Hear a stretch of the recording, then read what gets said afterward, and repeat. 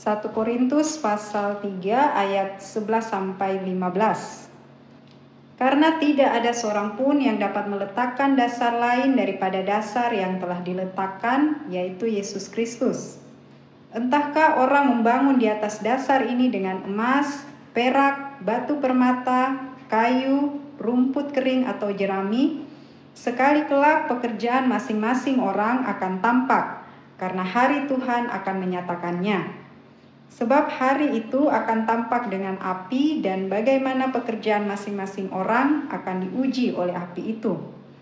Jika pekerjaan yang dibangun seseorang tahan uji, ia akan mendapat upah. Jika pekerjaannya terbakar, ia akan menderita kerugian, ia sendiri akan diselamatkan, tetapi seperti dari dalam api. Amin.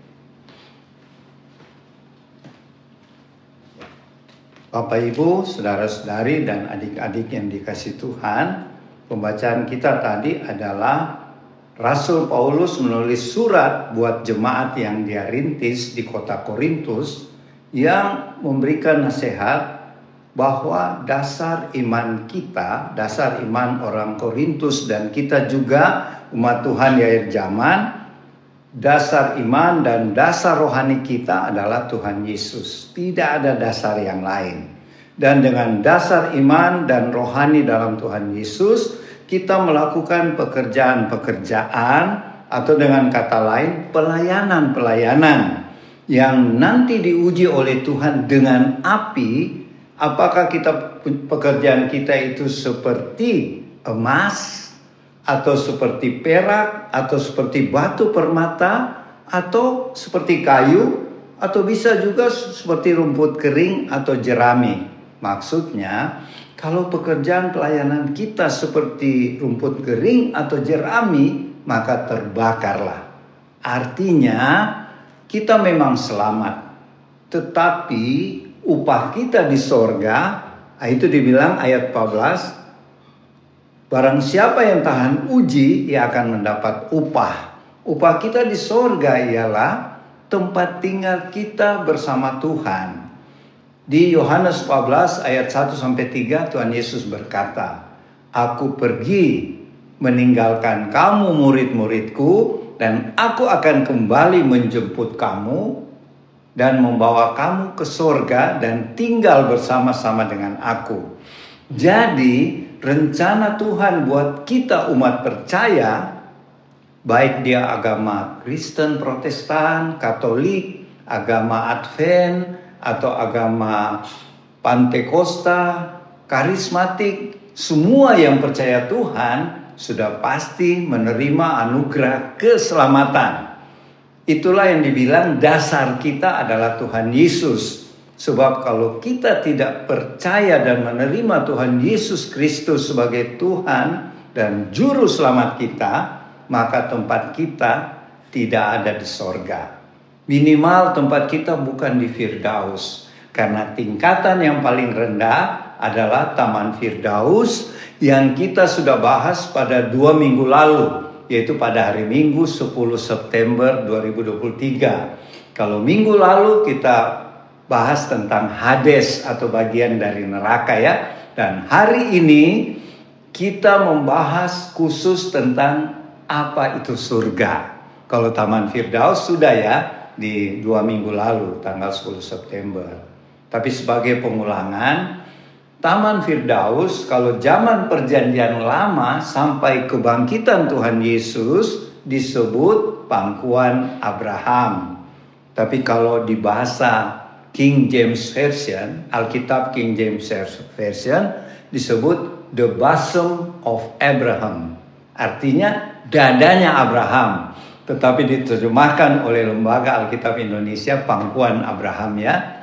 Jadi itu adalah nama tempat yang ketika Tuhan Yesus sudah bangkit diganti namanya menjadi Firdaus yang kita sudah bahas ya. Jadi Firdaus itu adalah bagian dari surga. Tetapi kalau secara tingkatan dia yang paling rendah.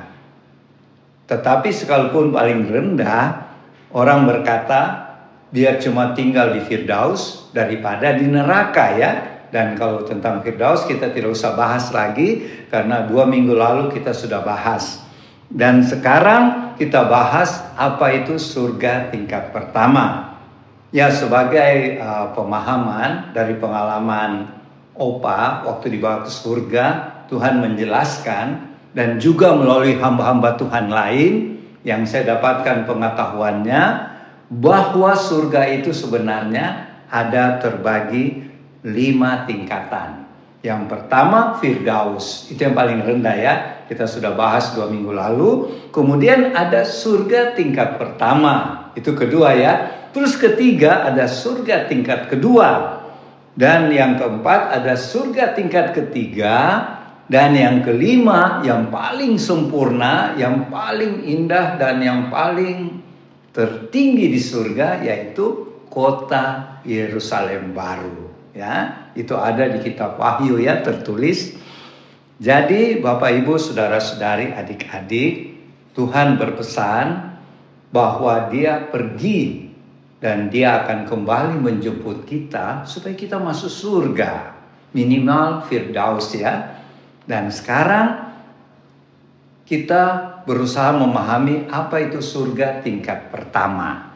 Surga tingkat pertama, waktu saya dibawa Tuhan ya, Opa dibawa Tuhan ke surga, Tuhan tunjukkan, inilah surga tingkat pertama. Di surga tingkat pertama saya masih ingat banyak apartemen ya.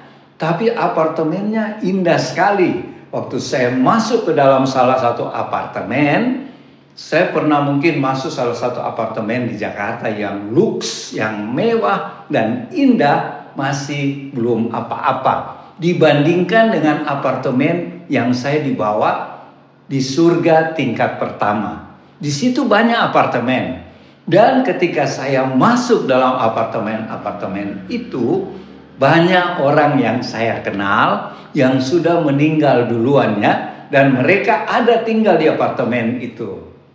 Di antaranya kalau saya ingat, tapi saya tidak boleh sebut nama ya untuk kode etiknya, salah seorang pendeta waktu saya melayani di Gorontalo, ada salah satu pendeta itu, saya ketemu di apartemen, saya bertanya, wah Pak, Bapak di surga ini ya? Iya, syukur. Sebenarnya saya bisa dapat surga lebih tinggi lagi tingkatannya, yaitu surga tingkat 2 ya. Dan fasilitasnya bukan apartemen, itu rumah. Jadi beda ya. Tapi di apartemen saja sudah mewah ya. Kenapa saya sebut apartemen? Seperti apartemen di dunia itu terdiri dari kamar-kamar, dan tiap jiwa yang percaya Tuhan dan diselamatkan dan sudah melakukan pelayanan. Kalau di Firdaus belum melakukan pelayanan ya, kayak Desmas itu yang penjahat di sebelah kanan Tuhan. Tetapi yang masuk surga tingkat pertama, mereka itu yang sudah sungguh-sungguh percaya Tuhan Yesus, menerima Tuhan Yesus sebagai juru selamat. Kalau tidak menerima Tuhan Yesus dan sebagai juru selamat juga tidak akan masuk surga. Itu sudah syarat mutlak ya. Syarat yang pasti.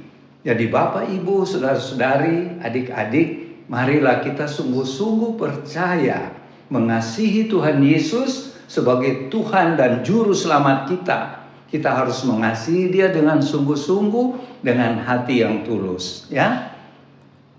Dan syaratnya ialah bahwa orang yang masuk di surga tingkat pertama itu, dia harus, karena waktu kita terima percaya Tuhan Yesus, Roh Kudus sudah tinggal di dalam kita, ya.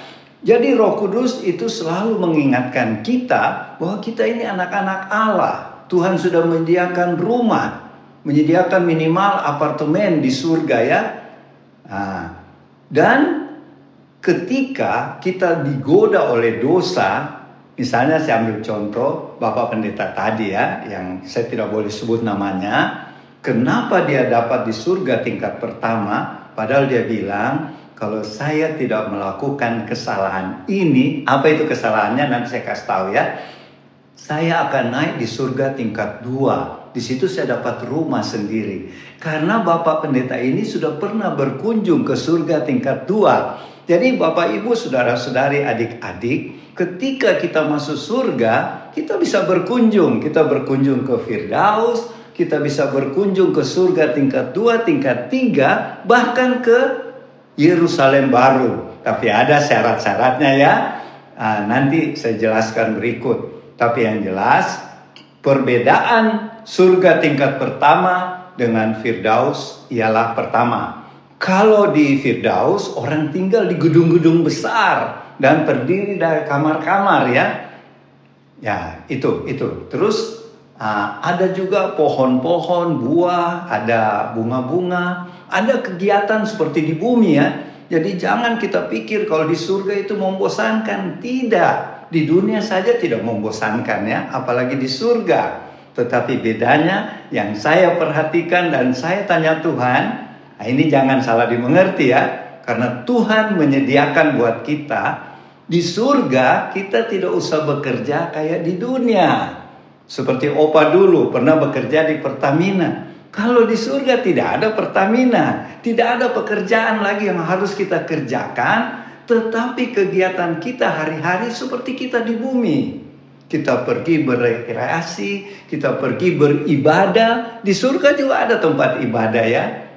Nah, cuma beda-beda. Kalau surga tingkat 1 beda dengan di Firdaus, surga tingkat 2 berbeda dengan surga tingkat 3, dan di Yerusalem baru beda-beda. Nah, sekarang saya coba bahas ya. Waktu saya lihat di surga tingkat pertama, itu apartemen-apartemen dan indah-indah ya. Dan si Bapak Pendeta tadi bilang, saya sudah bersyukur tinggal di apartemen ini ya. Dan di apartemen ini juga saya ketemu kakak saya yang sudah meninggal ya. Kakak ipar saya dengan istrinya, mereka di apartemen masing-masing, tapi tidak satu kamar ya. Mereka di satu apartemen tapi berbeda unit-unitnya. Kalau istilah di dunia unit ya, kamar-kamar itu unit beda. Dan saya juga ada ketemu orang tua kami, tapi saya tidak boleh sebut namanya. Dia juga tinggal di apartemen ya. Dan siapa lagi ya, kalau saya ingat-ingat yang di apartemen itu Bapak Pendeta. Terus ada seorang hakim dulu di Gorontalo, teman pelayanan. Dia hakim dan dia waktu katakan, Pak Alar, saya bersyukur bisa tinggal di surga ini, di apartemen ini. Apartemen ini indah sekali. Di bumi tidak ada saingannya ya. Sangat indah apartemen di tingkat pertama ini, surga tingkat pertama. Dan di apartemen itu kita naik lift ya. Tapi liftnya itu tidak usah kita tindis lantai berapa. Kita sebut saja dan lift itu tahu kita akan berhenti di lantai berapa, di mana kita tinggal. Itu ajaib kan? Dan tidak usah bekerja seperti di bumi. Kita harus capek-capek ke kantor. Tapi harus kan? Karena Amsal bilang kalau tidak bekerja, tidak makan. Tetapi kalau di surga beda. Tidak bekerja pun kita dikasih makan. Dan makanannya apa? Buah-buahan. Ya, banyak buah-buahan. Dan makanan lain juga ada. Ya, jadi bukan cuma buah-buahan. Makanan yang ada di bumi ada juga. Dan di surga tingkat pertama itu saya diperlihatkan apartemen-apartemen itu ada fasilitas umumnya, yaitu seperti kolam renang. Jadi di surga tingkat pertama kalau kita ada suka berenang, bisa berenang di fasilitas kolam renang itu. Dan indah sekali. Dan Bapak Ibu mau tahu, apartemen di sana bukan dari batu bata dan semen, bukan, dari batu-batu permata. Jadi indah sekali ya, sulit saya mau uraikan dengan kata-kata, tapi apartemen di surga itu indah sekali ya. Padahal itu baru surga tingkat pertama ya. Dan sekarang apa syaratnya supaya masuk? Kita bisa masuk di surga tingkat pertama, bukan di Firdaus, karena Firdaus itu kita sudah tahu ya syaratnya yang kita sudah bahas di tanggal 10 September yang lalu. Syaratnya ialah tidak boleh berkurang, yaitu harus percaya dan menerima Tuhan Yesus sebagai Tuhan dan Juru Selamat.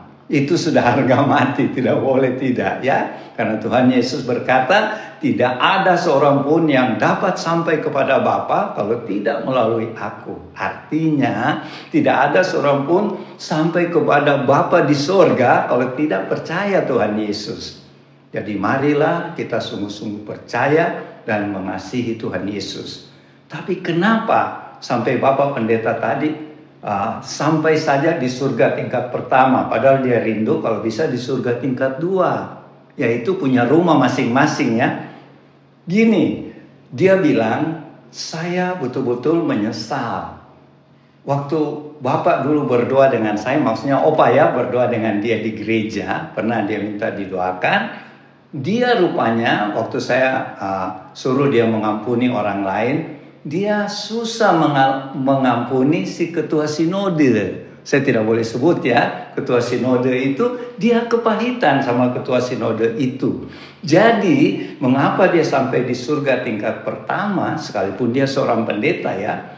Karena dia memang sudah melayani Tuhan ya, sungguh-sungguh dia memimpin satu jemaat yang besar di Gorontalo. Tetapi kekurangannya dia masih ada rasa sakit hati kepada ketua sinode. Dan seharusnya dia harus mengampuni sungguh-sungguh ya. Tetapi itulah kekurangannya. Tetapi dia masih bersyukur bahwa dia masih mendapat tempat di surga tingkat pertama. Ya, dia bersyukur. Terus Pak Hakim itu dia bilang, aduh bersyukur saya ketemu Pak Palar, kita berdoa sama-sama, saya mengampuni orang-orang lain dan saya bertobat dari keputusan-keputusan saya sebagai hakim yang tidak adil. Jadi karena dia bertobat, dia masih masuk di surga tingkat pertama. Tetapi salah satu sebab juga kenapa orang sampai surga tingkat pertama tapi sudah syukur ya, karena biasanya jatuh dosa berulang-ulang. Misalnya gini, dia seorang pebisnis ya. Ada saya kenal juga seorang pebisnis, tetapi dia suka tidak jujur. Dia kadang-kadang dalam bisnisnya pergi menyogok pejabat-pejabat pemerintah, harusnya tidak boleh. Tetapi ketika sadar dia bertobat. Tetapi berikut dia buat lagi, bertobat lagi. Nah, begitu ya. Jadi dia tetap masuk surga tapi hanya di tingkat pertama. Dan mereka berkata, syukurlah saya masuk di surga tingkat pertama, masih tinggal di apartemen yang mewah ini. Dan di apartemen yang mewah ini ada taman-taman bunga, ada pohon-pohon buah-buahan, dan ada juga fasilitas kolam renang, lapangan golf, hall tempat main musik. Jadi kalau kita ada hobi main musik, disediakan alat-alat musik lengkap ya. Jadi di surga itu sama di bumi, tetapi lebih indah ya, lebih bagus. Bayangkan apartemennya dari batu permata, bukan dari batu bata dengan semen ya, bukan. Dan kemudian yang saya terkesan bahwa di surga tingkat pertama ini, orang-orang yang masuk surga tingkat pertama mendapat satu mahkota. Dan saya tanya Tuhan, apa nama mahkota ini? Mahkota kebenaran. Kenapa disebut mahkota kebenaran?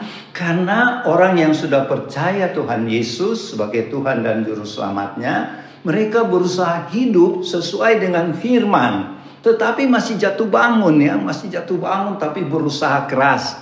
Jadi seperti seorang olahragawan contohnya ya, untuk dia mendapatkan medali emas, dia berlatih keras ya supaya dia dapat emas itu, medali itu. Begitu juga orang yang masuk di surga tingkat pertama, mereka berusaha keras mengikuti kebenaran yang ada di firman, tapi kadang-kadang gagal. Dan bangkit lagi, gagal lagi, bangkit lagi. Tapi Tuhan memperhitungkan. Karena berarti orang itu berusaha mau hidup benar ya, tetapi sering jatuh oleh karena karakternya. Jadi faktor karakter juga penting ini ya. Tetapi satu kesaksian yang cukup indah yang saya ingat waktu kami di Gorontalo ya, kami sekeluarga pernah menyanyi di gereja ya, di gereja Immanuel Gorontalo. Kami sekeluarga menyumbangkan puji-pujian. Dan malam-malam sebelumnya kami selalu latihan bersama, biasanya sampai larut-larut malam, dan mungkin tetangga-tetangga dengar ya. Saya ingat kalau di sebelah rumah kami itu keluarga Mondong ya, mereka tentu dengar kami lagi latihan menyanyi. Tetapi beberapa hari kemudian saya berdoa subuh, Tuhan bilang, mulai hari ini saya hadiahkan kamu sekeluarga. Jadi bukan cuma opa oma ya, tapi anak-anak yang juga mau menyanyi bersama-sama memuji Tuhan, itu Tuhan perhitungkan. Jadi pada waktu itu Tuhan katakan ya, waktu habis kita menyanyi di gereja, Tuhan bilang, saya sudah sediakan tempat di sorga. Tapi waktu itu saya belum tahu sorga tingkat berapa ya, tetapi sekarang saya sudah tahu. Anak-anak saya yang ikut latihan dan menyanyi di gereja, Tuhan sudah sediakan rumah di surga tingkat kedua. Di surga tingkat kedua rumah, bukan apartemen ya. Nanti kita bahas di minggu-minggu berikut.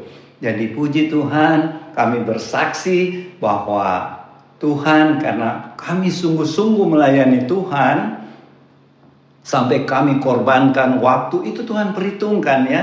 Jadi tidak ada sia-sia ketika kita melayani Tuhan. Tuhan catat semua, dan itu yang disebut upah kita besar di surga. Apa itu? Kita mendapat fasilitas, tempat tinggal, dan segala fasilitas yang Tuhan sediakan. Nah, saya ingat kembali, kalau di surga tingkat pertama, ada malaikat-malaikat yang melayani. Tapi melayani apa? Misalnya saya lihat itu hari waktu saya ke surga, ada keluarga-keluarga lagi duduk-duduk ya di taman. Ada malaikat datang membawa buah-buahan, membawa makanan. Jadi malaikat-malaikat ini melayani kita yang masuk surga tingkat pertama. Tetapi di Firdaus tidak ada malaikat yang melayani kita. Nah itu bedanya. Jadi di surga tingkat pertama sudah ada malaikat-malaikat yang melayani, dan kita tinggal di apartemen yang bagus dengan fasilitas macam-macam, dan mendapat mahkota, satu mahkota yang namanya mahkota kebenaran ya. Jadi mari Bapak Ibu, saudara-saudari, adik-adik, kita berlomba-lomba di dalam rohani kita. Seperti Paulus bilang, kita berlomba-lomba seperti seorang petinju yang tidak memukul angin. Kita berlomba-lomba sebagai tentara, sebagai petani yang menuai ya. Jadi jangan kita statis. Kalau kita statis, kita cuma sampai di Firdaus. Kalau kita pasif. Jadi mari Bapak Ibu saudara-saudari, kita punya roh yang bernyala-nyala ya. Karena Roh Kudus itu panas ya, membuat kita lebih bergairah, lebih antusias. Jadi saya ulangi lagi, di surga kita tinggal di apartemen-apartemen orang-orang percaya Tuhan Yesus dan mau sungguh-sungguh hidup sesuai kebenaran firman. Sekalipun kadangkala jatuh bangun ya, tetapi karena jatuh bangunnya ini, perjuangannya ini bersama Roh Kudus kita mendapat mahkota kebenaran ya. Jadi sangat indah ya. Jadi marilah Bapak Ibu saudara-saudari, kita berusaha hidup sesuai dengan kebenaran firman Tuhan, atau bahasa lainnya kita hidup selaras dengan firman Tuhan. Kita berani menolak dosa, kita berani menolak godaan-godaan yang mau menjatuhkan kita bersama Allah Roh Kudus. Kalau kita sendirian tidak mampu ya. Dan mari kita sungguh-sungguh percaya Tuhan Yesus yang adalah Tuhan dan Juru Selamat kita. Percayalah, sudah pasti minimal kita dapat surga tingkat pertama ya. Jadi demikianlah yang bisa saya sampaikan. Semoga ini menambah semangat kita untuk hidup benar dalam Tuhan, hidup dalam kekudusan, terutama teman-teman Warlot, keluarga Warlot. Mari lebih semangat lagi melayani Tuhan, melayani jiwa-jiwa. Dan percayalah, minimal kita dapat rumah di surga tingkat pertama, yaitu di apartemennya. Tetapi kalau Tuhan lihat lagi kita lebih giat, dan kita bisa mengalahkan segala dosa, kita bisa hidup kudus dan benar, kita bisa di surga tingkat 2. Nanti kita bahas di minggu-minggu berikut ya. Demikianlah nanti Oma Palar yang akan lebih melengkapi ya. Apa yang tadi Pak bawakan pada ayat hari ini 1 Korintus 3 ayat 11 sampai 15, saya menambahkan sedikit. Kita hari ini berbicara mengenai surga. Tadi kita semua sudah dengar bahwa itu ada tingkatan-tingkatan. Ya, tingkatan-tingkatan itu kenapa kita sedikit harus tahu. Karena itu kita berlomba-lomba untuk mendapatkan surga, untuk masuk surga. Diserta masuk surga ada tingkatan-tingkatan dalam yang Opa tadi sudah katakan. Apa yang tadi Opa sudah katakan, kalau menurut saya itu adalah yang didasari dengan fondasi yang kita baca pada siang hari ini adalah Tuhan. Ya, pekerjaan apakah dari emas dan segala macam yang sudah disebutkan tadi sampai pada jerami bisa terbakar, itu adalah hasil kerja kita yang kita buat di bumi dan kita bawa di surga.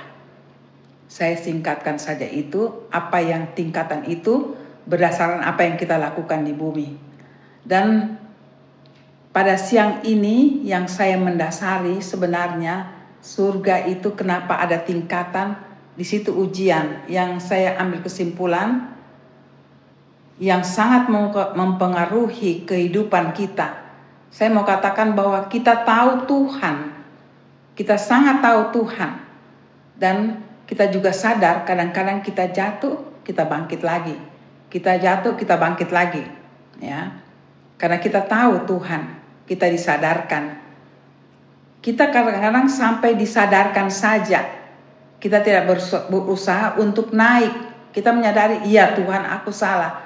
Tapi untuk menaik pada tingkat yang Tuhan mau, biasa kita tidak lagi berusaha. Kita sudah rasa nyaman. Yang penting aku mengikuti apa yang Tuhan mau. Padahal di situ Tuhan mau kita berlomba-lomba meningkatkan hubungan kita dengan Tuhan, apa yang Tuhan mau dalam hidup kita.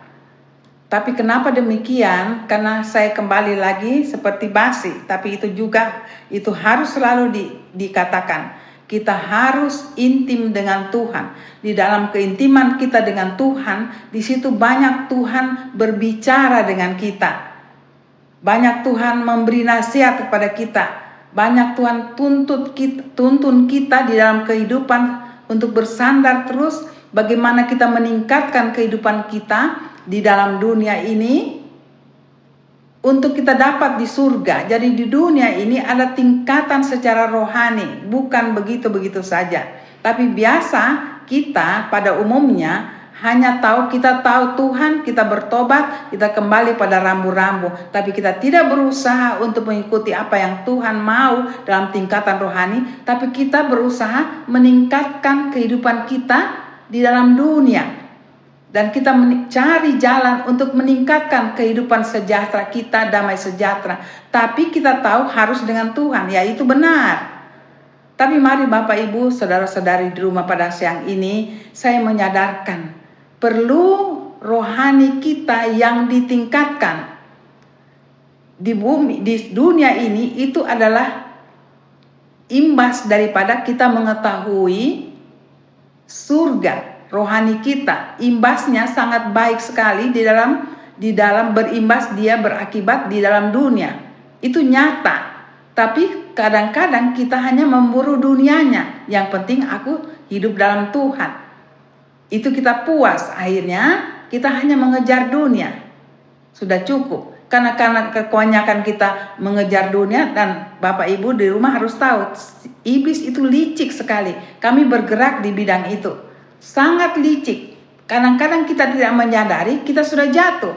Baru kita cari Tuhan. Kita tahu Tuhan. Nah itulah pengaruh dalam hal ini sangat berpengaruh di dalam tingkatan waktu kita ke surga. Sangat berpengaruh tingkatan-tingkatan itu di dalam kehidupan kita di dunia. Kalau saya ambil kesimpulan yang perlu kita perbaiki. Yang perlu satu tadi keintiman dengan Tuhan. Yang kedua karakter kita. Karakter kita harus pelajari karakter Tuhan. Itu ada 9 karakter. Dan saya tidak, itu kalau berbicara itu saya percaya Bapak Ibu di rumah tahu. Ya, 9 itu karakter Tuhan. Ada yang bilang datanglah kepadaku karena aku rendah hati, aku lemah lembut, dan semua pasti Bapak Ibu tahu. Tapi saya mau katakan perbaiki karakter kita. Kenapa karakter kita perbaiki? Kadang-kadang kita sadar. Tapi begitu karakter kita yang kurang bagus datang, di situ iblis terbuka. Kita membuka sendiri karena karakter kita kurang bagus. Di situ iblis itu seperti ada firman, dia mengaum-ngaum mengelilingi kita, di mana ada celah sedikit dia langsung masuk, dia tidak permisi. Nah, itulah kelemahan kita di dalam kehidupan kita di dunia ini. Tetapi di dalam Tuhan tidak ada kata kelemahan. Saya katakan, di dalam Tuhan tidak ada kelemahan. Kita mencari Tuhan yang akan menyempurnakan, asal kita mau ya, Tuhan menyempurnakan kehidupan karakter kita sama dengan Tuhan. Itu dulu kita harus pahami. Walaupun sesulit apapun, mungkin kita memang ada karakter, tidak gampang saya mengatakan ini. Saya juga ada di situ. Tetapi bagaimana kita didik diri kita untuk hidup terus dengan Tuhan sampai roh kita, daging kita benar-benar melengket, bergantung pada Tuhan. Itu perlu perjuangan Bapak Ibu. Tuhan katakan demikian, saya coba merenungkan, saya belajar. Kenapa ya? Aku mau. Itulah yang Tuhan bilang. Kadang-kadang ini digunakan oleh kita sebagai anak-anak Tuhan. Daging lemah tapi roh kita yang kuat. Itu dipakai di Tuhan di konteks yang mana. Tapi ini kita katakan itu untuk memenangkan kita. Jadi kita mau katakan pada Tuhan, kita lemah Tuhan. Tuhan tidak mau kita begitu. Kita harus kuat, punya pemahaman itu. Karena Roh Kudus sudah tinggal di kita. Kita harus punya kekuatan itu.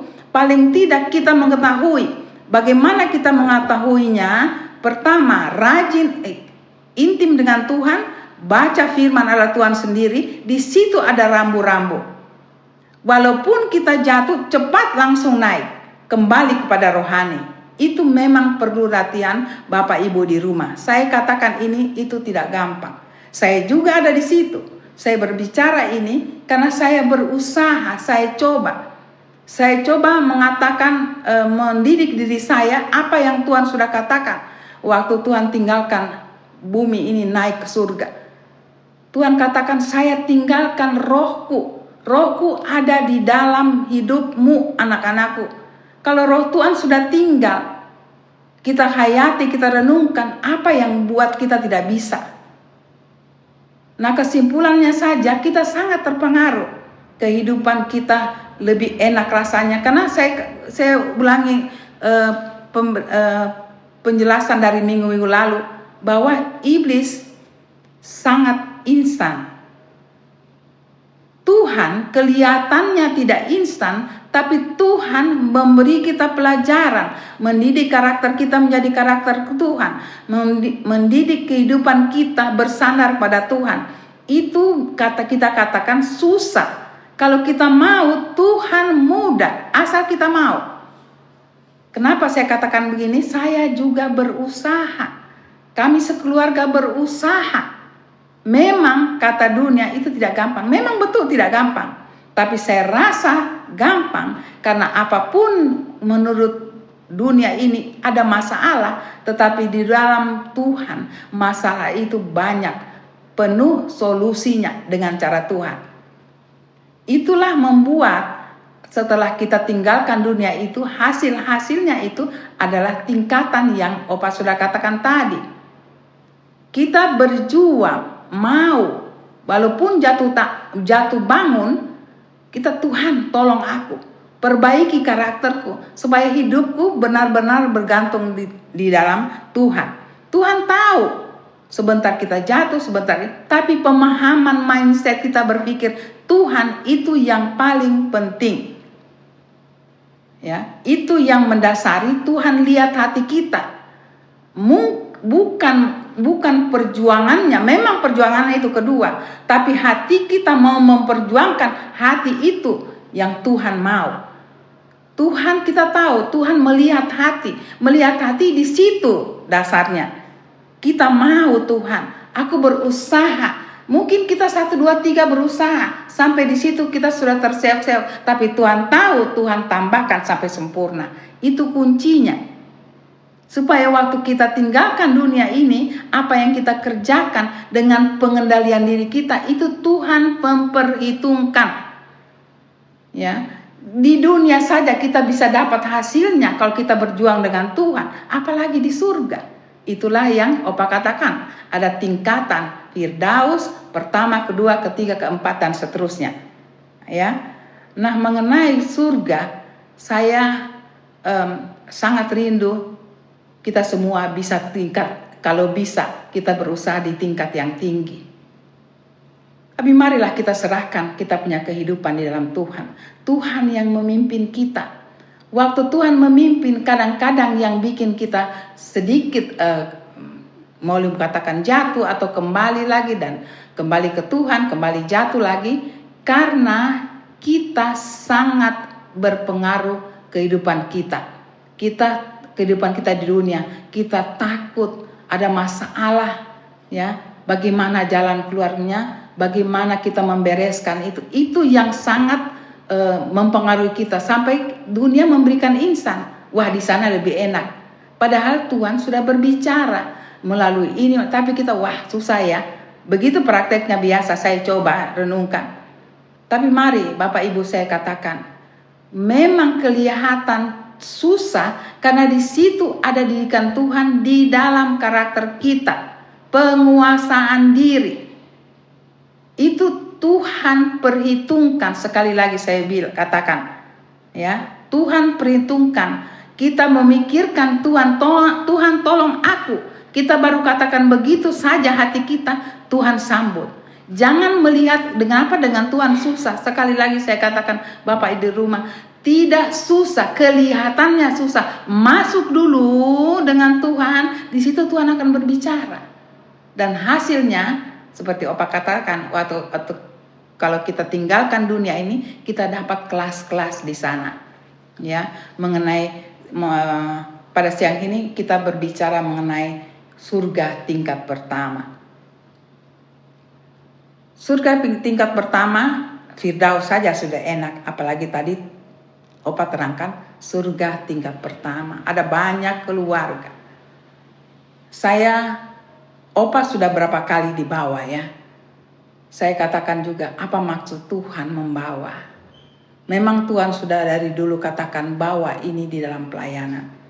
Saya untuk sekian kali saya bilang kami rindu untuk menulis, tapi rupanya tidak tercapai.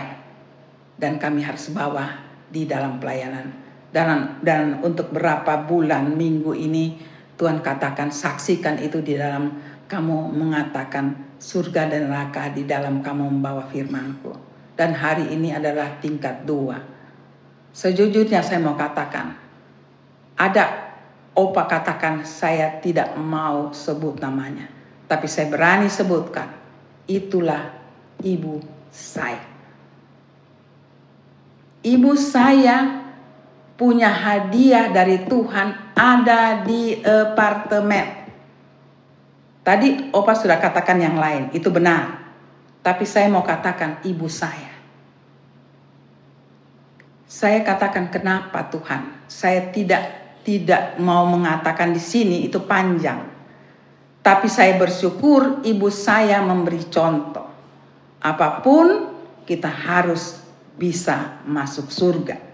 Soal tingkat-tingkatan nanti Tuhan yang menilai, hanya kemurahannya. Ya, ibu saya ada di apartemen. Bukan berarti kalau di surga, di apartemen saja, di Firdaus saja, di tingkat 2 tidak. Kita bisa saling mengunjungi. Ya. Kita saling mengunjungi. Di sana bebas, tapi di sana tidak ada kecemburuan. Di sana ada mahkota, ada 5 Bapak Ibu mahkota. Yang tadi Opa sudah katakan mahkota kebenaran di tingkat 1. Karena di tingkat 1 berada karena sudah berkarya. Walaupun jatuh bangun, ya, tetapi sudah berkarya karena kebenaran. Kebenaran itulah mahkota yang diberikan. Ya, saya tidak berbicara 2, 3, selanjutnya belum. Baru siang ini kita berbicara di surga tingkat 2. Mari Bapak Ibu, saudara-saudari tim Marlot, kita berjuang bersama-sama. Di surga itu indah sekali. Saya nanti akan berikan kesaksian, mungkin Opa sendiri, bagaimana Tuhan menyediakan waktu untuk berjalan bersama kita. Ya, Tuhan Yesus berjalan bersama Opa, mengunjungi keluarga. Indah sekali. Kalau baca juga buku Thomas yang saya bilang beliau sudah meninggal, ya, tinggalkan dunia. Di situ sampai bertamasya, ya, menangkap ikan, bakar ikan di celah-celah batu. Itulah surga. Indah sekali Bapak Ibu. Kalau baca itu rasa indah sekali, tidak ada kesusahan, tidak ada lagi. Di sana senang, kita apa yang kita senangkan di semua ada, ya. Di sana semua ada. Tinggal kita mau apa. Di sana ada puji-pujian.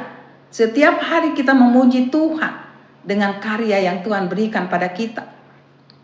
Mari kita berlomba-lomba. Disitulah tingkat yang saya simpulkan, bahwa tingkat 2 adalah mempertahankan kebenaran. Mencari Tuhan walaupun mungkin kita jatuh bangun, ya, tapi kita tetap cari kebenaran. Ya, di situ ada perhitungan, diperhitungkan. Mungkin saya bisa simpulkan kalau semua sudah lengkap, baru bisa bilang kenapa tingkat 1, 2, 3. Karena kalau itu nanti disebut sesudah kita selesaikan tingkatannya dulu. Kenapa harus ada di sini tingkat ini? Karena itu perlu pemahaman, ya. Ya, jadi kita baru berbicara tingkat 1 dulu. Yang saya katakan bahwa itu benar, ya, bahwa orang tua kami sudah lihat ibu saya ada di apartemen. Banyak yang saya bisa bicara, tapi saya berbicara ibu saya sendiri. Beliau sering mempertahankan kebenaran, ya, sangat keras hanya untuk kebenaran. Itu yang saya mendapat kesan dari seorang ibu, dan saya juga demikian sekarang. Dan selanjutnya saya ingin, kenapa Tuhan ada 2, 3, 4. Itu saya renungkan. Tapi nanti kita akan berbicara selanjutnya di minggu lain. Kenapa, perjuangan apa sampai kita bisa tingkat lebih tinggi. Karena kita harus, yang saya bisa buka sedikit, harus jadikan diri kita adalah pribadi Tuhan. Memang kalau dilihat itu berat sekali Bapak Ibu. Tapi itu yang Tuhan perhitungkan. Ya, kita mungkin kita sebut karena zaman kita. Tapi Alkitab memberi contoh sangat banyak. Sangat banyak. Disitulah intinya kenapa mereka ada di Yerusalem. Lihat cara hidup mereka. Lihat kehidupan mereka, apa yang Tuhan katakan. Banyak penyangkalan diri. Ya. Tapi itu nanti kemudian dikupas lebih minggu depan dikupas lebih dalam lagi, ya. Mari kita bersyukur bahwa Tuhan menyediakan upah bagi kita yang berjuang bersama Tuhan di dalam kehidupan kita di dunia ini. Itu saja yang saya bisa tambahkan. Mari kita bersukacita, ya. Karena lebih indah dari dunia. Ya, apartemen yang di sini sudah termahal, di sana lebih 1000 kali lebih bagus, ya. Enak sekali. Tidak ada kecemburuan, semua saling mengunjungi, indah sekali. Saya sarankan Bapak Ibu, saudara-saudari di rumah, berusaha cari buku Heaven is So Real dari Thomas. Di situ sangat indah. Kehidupan biasa, bakar ikan, pergi bertamasya, itu yang saya terkesan sekali. Seperti di bumi. Tapi itulah Tuhan tahu kehidupan anak-anaknya. Kita bersyukur saja, ya. Kita bersyukur apa yang Tuhan berikan pada kita. sesuai dengan apa yang kita miliki, kita sambut, respon apa yang Tuhan mau dalam hidup kita. Itu saja kuncinya. Tuhan Yesus memberkati. Sampai kita berjumpa lagi di minggu depan. Maranatha. Amin.